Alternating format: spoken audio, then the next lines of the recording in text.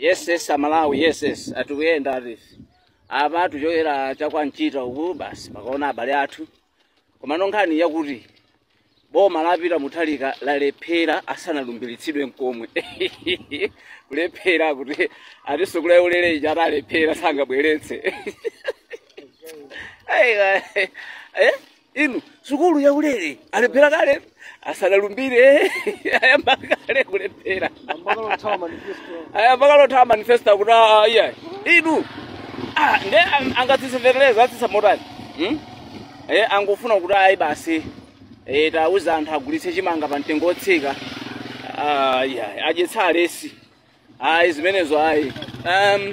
Ndikunena kuti boma lapita Mutharika layamba kale kulephera kukwaniritsa masomphenya awo, kukwaniritsa manifesto wawo amene adalonjeza kuti Amalawi kudzakhala secondary school ya ulere pano yamba kukana akuti simene zingakhalire sangakwanitse kuwapatsa Amalawi maphunziro aulere aku secondary school. Akutero lapita Mutharika. Tonse tadzimvera mu dziko lino la Malawi.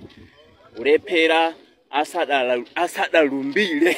Ntsogolero wayamba kale kulephera asadalumbire. Gwirani malo angawo. Ya. Kumeneko kunali kulankhula kwa bambo Isaiah Sungani Moyo omwe amakonda chipani cha Malawi Congress Party kunena kuti akuti boma la chipani cha Democratic Progressive Party ayamba kale kulephera malonjezano asadalumbire nkomwe. Mwanzipira nokha Malawi timate mutuza maganizo ano in the comment section below kuti iniyo kulankhula kumeneko kulankhula kwabwino kapena ndi kulankhula kwa anthu amene ndithu ali ndi chisoni amene akudzadzidwa ndi mkwiyo kuti chipani chawo chatuluka boma. Mutuza in the comment section below pompano pa Nyasa Voice Box.